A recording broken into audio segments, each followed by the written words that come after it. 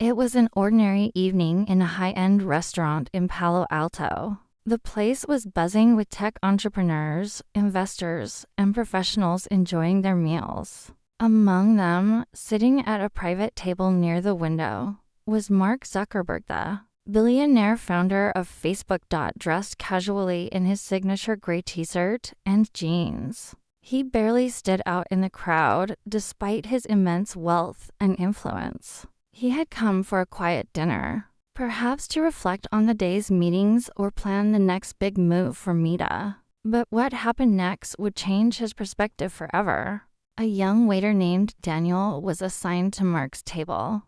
Daniel was in his early 20s, working this job to pay for his college tuition. He wasn't just an ordinary waiter, he had big dreams of starting his own tech company one day. As Daniel approached the table, he felt nervous but excited. Serving one of the most powerful figures in the tech world was both a thrilling and intimidating experience.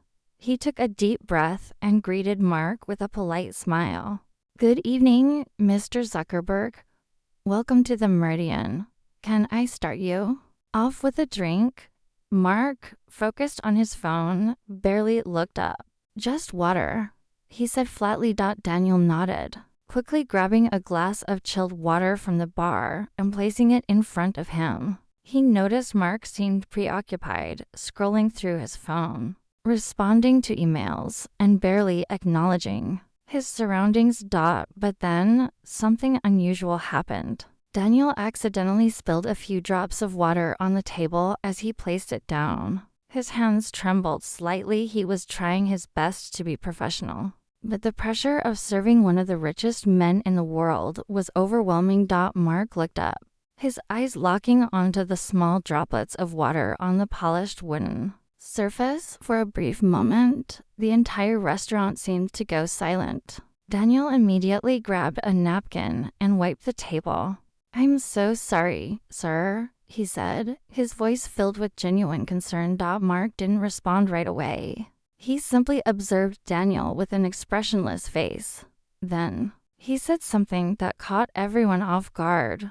"Tell me something, Daniel. What's the biggest mistake you've ever made at this job?" Daniel blinked in surprise at Mark's question. He hadn't expected the billionaire tech mogul to take an interest in his mistakes. Was this a test, a trick question, or was he genuinely curious? Taking a deep breath, Daniel hesitated for a moment, then decided to be honest. "Well, there was one time I completely mixed up an order. A customer asked for a well-done steak, and I accidentally brought out a rare one. They got really upset and asked to see the manager. I thought I was going to get fired that day." Mark leaned back slightly in his chair, listening intently. "And what happened?" Daniel let out a nervous chuckle. "The manager stepped in, apologized on my behalf, and had the kitchen remake the steak the right way. But he also pulled me aside later and told me something I'll never forget." Mark raised an eyebrow. "And what was that?" Daniel straightened his posture, his voice filled with a quiet confidence. "He told me that mistakes are inevitable, but what defines a person isn't the mistake itself, it's how they respond to it. Do they learn? Do they grow? Do they take responsibility? That's what truly matters." Mark was silent for a moment, his fingers absent-mindedly tapping on the table. For the first time that evening, he looked fully engaged. "Interesting," Mark finally said, nodding slowly. "You know, Daniel, people tend to think that billionaires like me never make mistakes. But that's the biggest lie in the world." Daniel was surprised at the admission. You've made mistakes." Mark let out a small chuckle. "Oh, plenty. More than I can count. I've made bad investments, hired the wrong people, even made decisions that nearly cost me everything. But here's the difference. I don't let mistakes define me. I use them as stepping stones." Daniel was speechless. Here was Mark Zuckerberg, the man behind one of the biggest companies in the world, openly admitting to failures. Then Mark leaned in slightly and asked a question. That made Daniel's heart race. So tell me, Daniel, if you weren't a waiter, what would you be doing? Daniel swallowed hard at Mark's question. What would he be doing if he weren't a waiter? For years, he had buried his dreams under the weight of daily responsibilities, the long shifts, the exhaustion, the need to make ends meet, all of it had pushed his aspiration to the back of his mind. But now, sitting across from one of the most powerful men in the world, he couldn't ignore the question. Taking a deep breath, Daniel finally spoke. I've always wanted to start my own business, he admitted. Something small at first, maybe a local cafe with a co-working space for students and entrepreneurs. A place where people can connect, share ideas, and create something meaningful. Mark's eyes lit up with interest. That's an ambitious dream, he said, nodding. So what's stopping you? Daniel hesitated. Money, mostly. I don't come from wealth. My parents worked hard just to get by, and right now, I'm just trying to make enough to pay rent and survive. Mark tapped his fingers against the table, thinking. Then, after a moment, he smiled. You know, Daniel, I started Facebook in a dorm room with nothing but a laptop and an idea. The biggest mistake most people make is waiting for the perfect moment. There is no perfect moment. You just have to start. Daniel looked down at his hands, thinking, was it really that simple?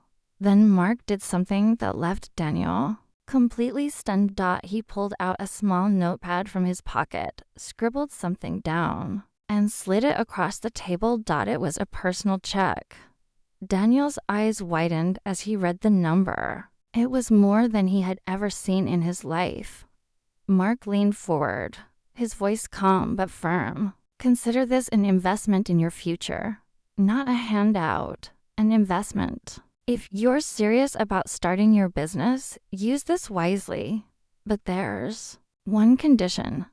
Daniel looked up, barely able to speak. A condition? Mark nodded. You have to promise me that in 5 years, when you've built your cafe and it's successful, you'll do the same for someone else. Find someone with a dream and invest in them. Pass it forward. Daniel felt his chest tighten. This wasn't just money, it was trust, a belief in his potential. And in that moment, he realized something. He wasn't just a waiter. He was someone with a future, with a dream. And now, with an opportunity, he extended his hand, shaking Mark's firmly. I won't let you down. Daniel sat in his tiny apartment that night, staring at the check in his hands. His fingers trembled as he traced the bold inked numbers. This was real. For years, he had dreamed of escaping the cycle of minimum wage jobs, of building something of his own. But it had always seemed impossible. Until now, his heart pounded. Could he really do this? Mark's words echoed in his mind. There is no perfect moment. You just have to start. That was the moment Daniel made a decision. Fast forward 2 years later, a sleek new cafe stood on a bustling street corner, filled with the hum of conversation and the smell of fresh coffee. Daniel, now dressed in a crisp button-down instead of a waiter's apron, stood behind the counter, greeting customers with a warm smile. His dream had become a reality, but it wasn't just a cafe, it was a co-working space, a hub for local entrepreneurs and students, a place where people came together, shared ideas, and helped one another grow. And then, one day, a young woman named Sophia walked in. She looked exhausted, clutching a worn-out notepad filled with sketches and scribbles. She ordered a coffee, sat by the window, and buried herself in her work. Daniel watched her for a moment. He could see the familiar look of struggle in her eyes. He had been there once. So, after she had visited for weeks, he finally walked up to her and asked, "What's your dream?" Sophia blinked in surprise. "I want to start a design business," she admitted. "But it's hard. I don't have the money to invest in the tools I need. Daniel smiled. He reached into his pocket and pulled out a small notepad. He scribbled something down and slid it across the table. Sophia's eyes widened as she read the number on the check. Daniel leaned forward and repeated the words that had once been said to him. Consider this an investment in your future. But there's one condition. Sophia looked up, her breath hitching. A condition? Daniel nodded, smiling. When you make it, promise me you'll do the same for someone else. Pass it forward. Sophia's hands trembled as she clutched the check. Tears welled in her eyes as she nodded. I promise. And just like that, the cycle continued.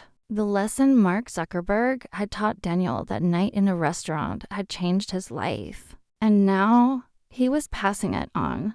Because success isn't just about making it on your own. It's about lifting others up with you.